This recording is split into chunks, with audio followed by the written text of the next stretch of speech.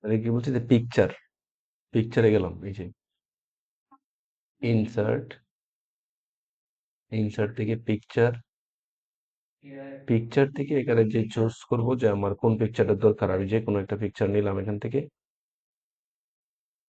নেওয়ার পরে আমি ইনসার্টে ক্লিক করব। ইনসার্টে ক্লিক করলে এটা আসবে। এখন এই পিকচারটা যখন আসলো তখন পিকচার আসা অবস্থায় এই ফরম্যাট অপশনটা আসছে, এর আগে ছিল না। এই ফরম্যাট অপশনটাতে আমরা এখন যদি চাই যে পিকচার নড়াচড়া করবো, পিকচারটা কিন্তু নড়াচড়া করতে পারতেছে না, এটা টাইট হয়ে রয়েছে। এটা নড়াচড়া করানোর জন্য এখানে আসবো, এই যে এই আহ, এটা নড়াচড়া করার জন্য এখানে আসবো, এখানে এই যে ওয়ার্ড টেক্সট, এখানে ক্লিক করব। করার পরে দেখবো এখানে বিহাইন্ড টেক্সট আছে, বিহাইন্ড টেক্সটে ক্লিক করার পরে আমরা এটা নড়াচড়া করতে পারবো। আমি চাইলে এমনি নিতে পারি এদিক সেদিক। ঠিক আছে, এর আগে এটা কিন্তু টাইট ছিল। এখন আমার যেহেতু ফরম্যাট অপশনটা পরে আসছে এটাতে, পিকচারের সাথে, এখানে পিকচারে এই যে এটার কি কাজ, এটা রোটেট করব। রোটেট আমি এইভাবে রাখলাম। এখন এখানে তো অনেকটা বাড়তি অংশ আছে, শুধু পিকচারটা রাখবো, বাকিটা রাখবো না। তখন আমি এখানে ক্রপে যাই, ক্রপে গিয়ে আমি আবার দেখাই যে ক্রপে আমি ক্রপে গেলাম,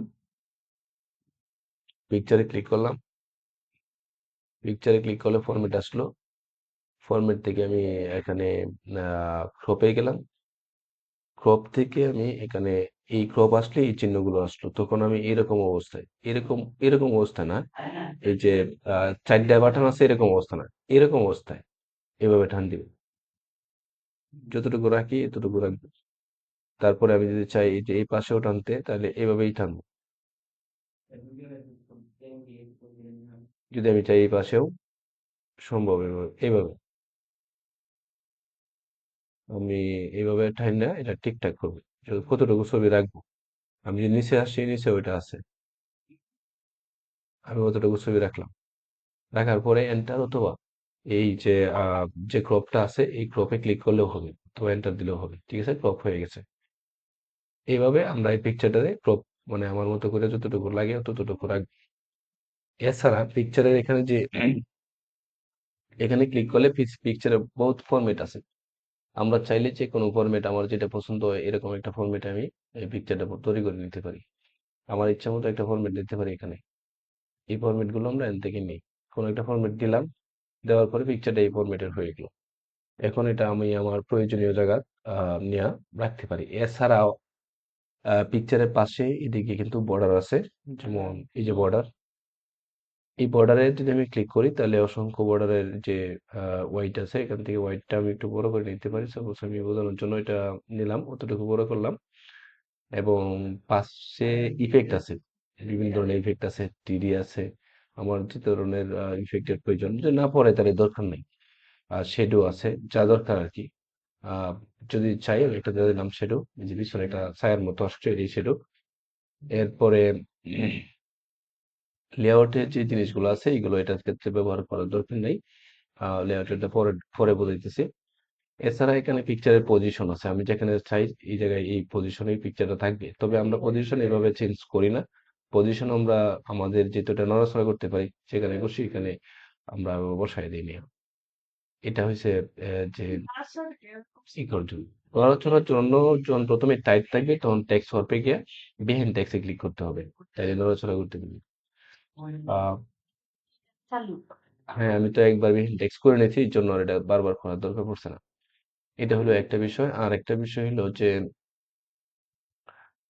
এই পাশে কিছু বিষয় আছে, যেমন এইটা আমরা যদি চাই যে এটার পিছনে যে ব্যাকগ্রাউন্ড ছিল এটা রিমুভ করবে, এখানে রিমুভে ক্লিক করলে ব্যাকগ্রাউন্ড রিমুভ হয়ে যাবে এরকম। এটা তো টাইট রিমুভ করার মতো না, পিকচারটা যদি রিমুভ করার মতো হইতো তাহলে হয়ে যেত।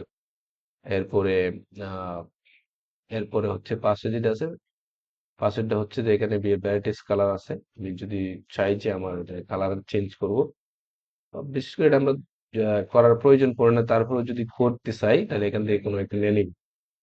এরপরে হচ্ছে যে এখানে আহ, যেহেতু ফরম্যাটের পরে এখানে কালারের বিষয় আছে, আমরা এখান থেকে কোনো কালার নিতে পারি, সাদা কালো করতে পারি, যেরকম খুশি আর কি। কিংবা এখানে মোড, মানে এখানে যদি আমি আসি যে পিকচারের কালারের অপশন, তাহলে আরো ভ্যারাইটিস কালার আসবে এখানে। এই কালার একটা নিয়ে ওকে যদি লিখে দিই।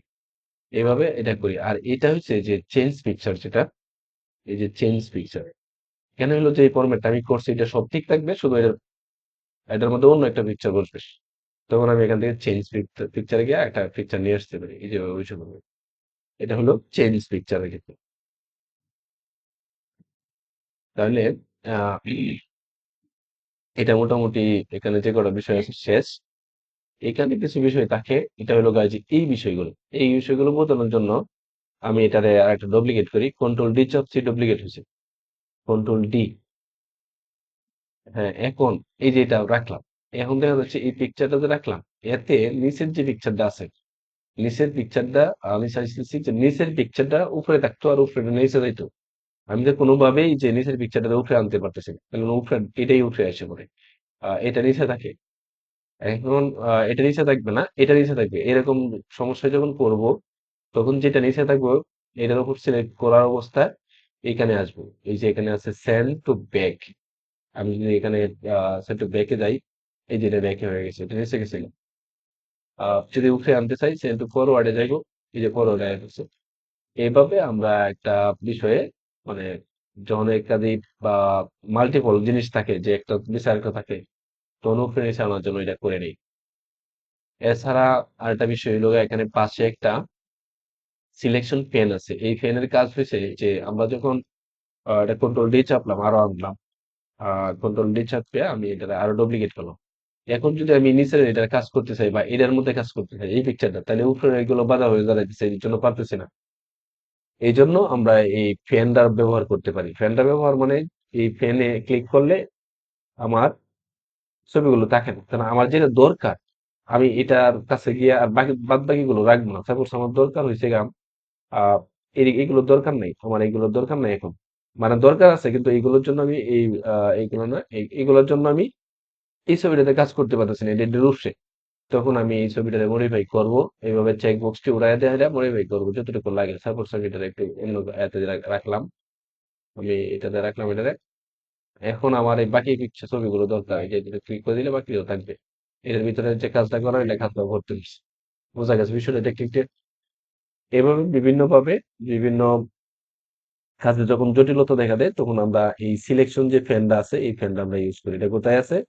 এটা আছে ফরম্যাটে, ফরম্যাটের এখানে আছে, এই যে এই অ্যারেঞ্জ যে বক্স মানে ডায়লগ বক্সটা আছে এখানে। এছাড়া আমরা যদি এখানে আসি আবার এই ফরম্যাটের এই পাশে যে এই হাইট ওয়াইড এর ক্ষেত্রে এখানে এগুলো নির্দিষ্ট ফিক্সড করার যে কোনো সাইজ লাগে ছবির, আর এই সাইজটা আমরা এখানে লিখে দিই। আর কিছু না, আমরা একটা সাইজ দিই 1.5 দিলাম,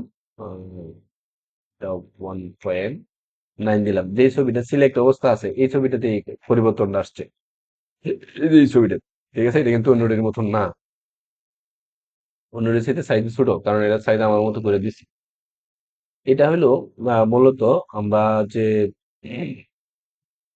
ইনসার্ট থেকে ফরম্যাট টানছিলাম, এই ফোন মানে ইনসার্ট থেকে যে পিকচারটা ইনসার্ট করলাম, এই পিকচারকে মডিফাই করার জন্য যত যত জিনিস লাগে এখানে এটি।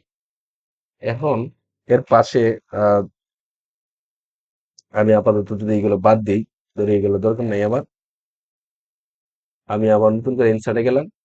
ইনসার্টের পাশে আছে ক্লিপ আর্ট। ক্লিপ আর্টের কাজ হলো আহ, এই যে ক্লিপ আর্ট, ক্লিপ আর্টের কাজ হলো, ক্লিপ আর্ট আমার এখানে কোনো কারণে ইনস্টল করার সময় ডাটা মিস করছে, এখানে শো করতেছে না। ক্লিপ আর্ট হলো এই ধরনের পিকচারের মতো কিছু পিকচার আর্ট করা আছে, যদি আমার প্রয়োজন পড়ে কাজের ক্ষেত্রে, তাহলে আমি যেন এটা ব্যবহার করতে পারি। তাছাড়া অন্য কম্পিউটার ব্যবহার সময় দেখে নিবা, তখন আমি বোঝাই দেবো, কোনো অসুবিধা নেই। তাহলে যদি পিকচার সমস্যা হয়ে গেছে আমরা এটা দেখি, শেপে দেখি। শেপ, শেপের কাজ অনেক। সাপোজ আমি একটা কাজ করার জন্য আমি একটা শেপের এখানে শেপে আসবো, আসলে এই বক্সটা আসবে, এখান থেকে আমি কোনো একটা কিছু নিলাম, এটা নিলাম নিয়ে আমি এইভাবে ড্র করলাম। ড্র করলে আমার এটা আমি চাইলে এই আমার মতো করে কাস্টমাইজ করতে পারবো, আমি বড় ছোট করতে পারবো, আমি এটার ভিতরে টেক্সটও ইউজ করতে পারবো, মানে কিছু লিখতেও পারবো। কিভাবে লিখবো? লেখার জন্য আমরা এই এখানে আসার পরে যদি আমি কিছু লিখতে চাই, লেখার জন্য হইলো যে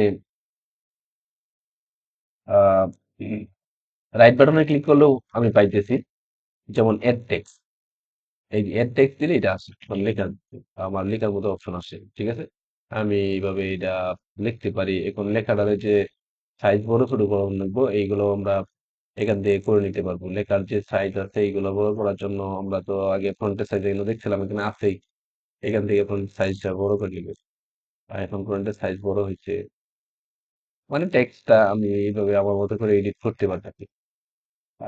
এভাবে ধরে আমি ছোট করতে পারছি। কিংবা যদি আমার কোনো কিছু আঁকতে হয়, যেমন আমি আবার গেলাম ইনসার্টে, সেইপে আমি পতাকা আঁকবো তারপর, তখন আমি এই ধরনের কিছু একটা নিব যেটা পতাকার সাথে ম্যাচিং। আমি সাপোজ এটা নিলাম, নিয়ে আমি এটা ড্র করলাম। এটা আমি চাইলে এখান থেকে আরো বাঁকা তেরা করে নিতে পারি, যতটুকু লাগে যতটুকু রয়েছে অতটুকুই থাক। এটার কিন্তু কালারের বিষয় আছে, কালার চেঞ্জ করলে এই ফরম্যাটে সেখানে কালার আছে, কালার চেঞ্জ করে নিতে পারি। এখানে যে চতুর্পাশে যে কালারটা আছে, চতুর্দিকে চতুর্দিকের কালারটা বলে আউটলাইন। আউটলাইনটা আমি চাইলে যদি দরকার লাগে তাহলে মোটা করে দিই বোঝার জন্য, এই যে মোটা করে দিলাম আউটলাইনটা। আমি যদি আউটলাইনের কালারও চেঞ্জ করতে চাই তাহলে এখান থেকে একটা কোনো একটা কালার নিলাম। কিন্তু আমি যেহেতু পতাকা আঁকবো আমার কালার আউটলাইনের দরকার নেই, এই জন্য নো আউটলাইন দিলাম, ঠিক আছে। আউটলাইনের কোনো প্রয়োজন নেই। এখন এটার ভিতরে একটা সার্কেল দিলেই একটা আহ পতাকার মতো করা যাবে। আবার ইনসার্টে গেলাম, শেপে, এখান থেকে একটা সার্কেল নিয়ে আসলাম। সার্কেলটা আনার সময় শিফট আর কন্ট্রোল ধরে যদি চাপ দিব তখন চতুর্দিকে সমান তালে বড় হবে, নাহলে একদিক দিয়ে কম বেশি হয়ে যেতে পারে। আমি অতটুকু বড় রাখলাম, রেখে এই সার্কেলটার কালার চেঞ্জ করতে হবে, এটারও কালার চেঞ্জ করে নিলাম। যেমন এখানে লাল দিলাম, এটার যে চতুর্দিকে আউটলাইন কালার আছে এটা আমরা দরকার নাই, আউটলাইন কালারটা ওটাই দিলাম। এখন এটা তো আমার মিডিলে থাকতে হবে, এক্সাক্ট মিডিলে আনার জন্য দুটোটাই সিলেক্ট করবো করে হাইরে আমি এখানে অ্যালাইনতে আসবো। আইসা আমি অ্যালাইনতে সেন্টারে নিলাম। অ্যালাইনে আইসা আবার অ্যালাইনে আইসা আমি এটারে একবারে মিডিল আছে কোথাও দেখতে অ্যালাইন, মিডিল নিলাম। এখন একেবারে এই বক্সটা মানে এই যে পতাকাটার মাঝখানেই আসছে এটা। দুইটারই চাইলে সিলেক্ট করবো, দুইটা কেমনে সিলেক্ট করবো, প্রথমে একটা করলাম শিফট ধরে রেখে পরে একটা চাপ দিলে এটা সিলেক্ট হয়ে যাবে। দুইটা সিলেক্ট করার পদ্ধতি, ঠিক আছে। প্রথমে একটা চাপ দিলাম, পরে শিফট ধরে পরেরটা চাপ দিলাম। যদি আরো থাকতো এভাবেই সিলেক্ট করতাম। সিলেক্ট অবস্থায় আমি চাইলে এটা গ্রুপ করে দিতে পারি যাতে নড়াচড়া না করে। এই যে গ্রুপ হয়ে গেছে, এরা এখন একসাথে থাকবে, নড়াচড়া করবে না।